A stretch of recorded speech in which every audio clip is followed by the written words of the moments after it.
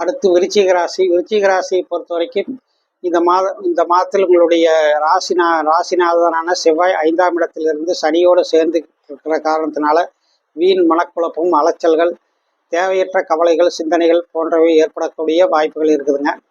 உங்களுக்கு அதுபோக வந்து 8ஆம் இடத்தை செவ்வாய் பார்க்கிறார். அதனால் நெருப்பு, மின்சாரம் போன்றவற்றில் மின்சார பொருட்கள் அது மாதிரியான பொருள்களை உபயோகப்படுத்தும் போது எச்சரிக்கையுடன் கவனத்தோடு இருக்கிறது ரொம்ப நல்லதுங்க.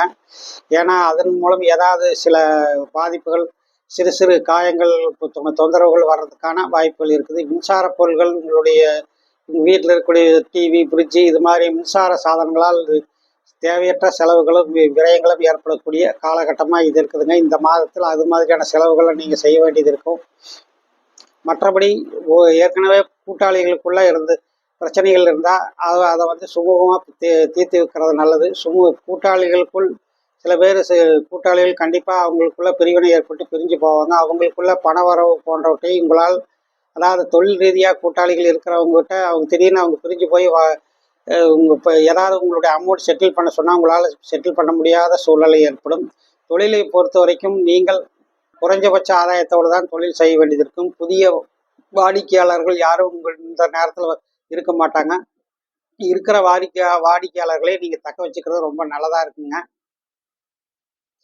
மற்றபடி உங்களுக்கு 12ஆம் இடத்தை சுவர்கள் பார்த்துட்டு இருக்கக்கூடிய இந்த காலகட்டத்தில் வெளி மாநிலங்களுக்கு தொடர்பு வச்சிருக்கிற தொழில் ரீதியான தொடர்பு உள்ளவங்களுக்கு இது ஒரு நல்ல காலகட்டமாக இருக்கும். டூர் போகலாம். சேத்திராடம்னு சொல்லக்கூடிய கோயில், குளங்கள், விசேஷங்களுக்கு போகிறதுக்கு 12ஆம் இடத்தை குரு சுக்கிரன் பார்க்கறதுனால ரொம்ப சிறப்பான காலகட்டமாக இருக்கும். வெளிநாடுகள் போகிறதுக்கான வாய்ப்புகளும் சில பேருக்கு கிடைக்கும். அல்லது வந்து வெளி மாநிலங்களுக்கு போகிறதுக்கான வாய்ப்புகள் இருக்கும். சுபகாரியங்களால் வீண் செலவுகள், சுப செலவுகள் உங்களுக்கு இந்த மாதம் நிறைய உண்டு. மற்ற நிலைகள் உங்களை பொறுத்த வரைக்கும் தாயின் உடல்நிலை சற்று பாதிப்படையும். கூட்டாளிகளால் சில அல்லதொல்லைகள், பிரச்சனைகள் ஏற்படும். அவங்களுக்கு பணம் செட்டில் பண்ண வேண்டிய அவசியம் ஏற்படும். குறைஞ்ச லாபத்துக்கு தொழில் செய்ய வேண்டிய சூழ்நிலை ஏற்படும். மற்ற நிலையில் சுப செலவுகள் எல்லாம் ரொம்ப நல்லாவே இருக்கும். சுபகாரியங்கள் உங்களுக்கு குடும்பத்தில் நடக்கும். நல்ல மகிழ்ச்சியும் முன்னேற்றத்தையும் கூட ஏற்படுத்தக்கூடியதாக இருக்கும். மொத்தத்தில் சுப செலவுகளும் சில சச்சரவுகளும் கலந்த ஒரு மாதமாக இந்த ஏப்ரல் மாதம் இருக்குதுங்க. விருச்சிக ராசியை பொறுத்த வரைக்கும் ஏப்ரல் 22, 23 உங்களுக்கு சந்திராசிரமம். அந்த காலகட்டம் எச்சரிக்கையுடன் இருப்பது நல்லதுங்க. நன்றி.